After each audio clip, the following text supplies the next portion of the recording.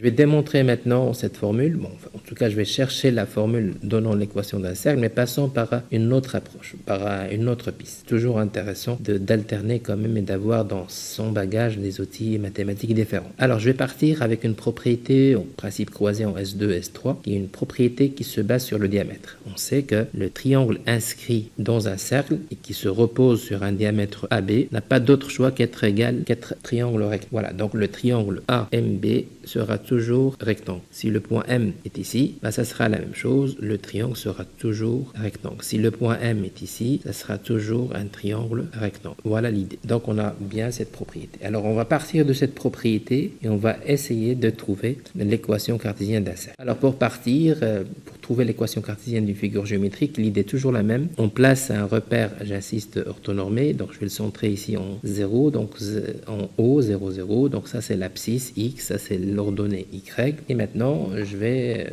projeter en fait les projections. Je vois que les trois points A, B qui représentent les extrémités de notre diamètre, c'est le centre, les trois points vont avoir la même ordonnée puisqu'ils se trouvent sur une ligne horizontale. Alors XC, attention, ça c'est le rayon, donc ça sera une partie XC plus le R, donc ça va se décaler, donc c'est XC plus R. De même, ici on est dans un côté négatif, donc ça sera moins R plus XC. Le point M, c'est le point qui parcourt le lieu géométrique, il garde son XY. Voilà, avec ça, on a le point M, XY, le point C, XC, YC, le point A, moins R plus XC, YC, puisqu'ils ont la même ordonnée. Le point B, de même, XC plus R, il va avoir aussi YC puisqu'ils sont alignés sur la même droite horizontale. Et on va démarrer le fait que le triangle AMC est rectangle. Alors c'est une propriété géométrique, mais je sais que j'ai un outil vectoriel très puissant que je peux utiliser, c'est le produit scalaire. Donc, le produit scalaire, je sais que produit scalaire de deux vecteurs orthogonaux, donc ça c'est un vecteur MA, ça c'est le vecteur MB.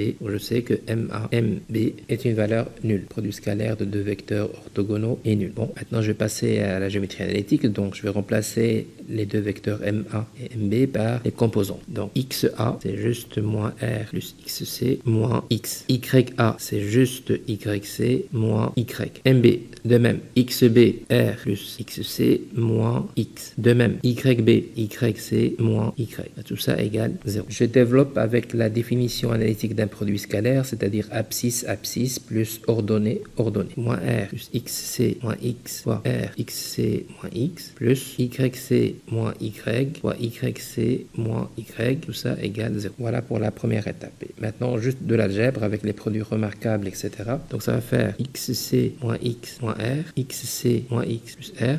Je vois bien qu'il y a des binômes conjugués. Plus YC moins Y, le tout carré, égale 0. Puisque ce sont des binômes conjugués, donc c'est le produit remarquable. Donc c'est XC moins X au carré moins R au carré plus YC moins Y, le tout carré égale 0. Je vais isoler le R carré, XC moins X au carré plus YC moins Y au carré, tout ça égale R carré. Alors juste le carré qui absorbe le moins, donc je peux juste arranger les choses autrement. Donc c'est X moins XC au carré plus Y moins YC au carré égale R carré. Voilà la même équation cartésienne du cercle, mais avec une approche différente.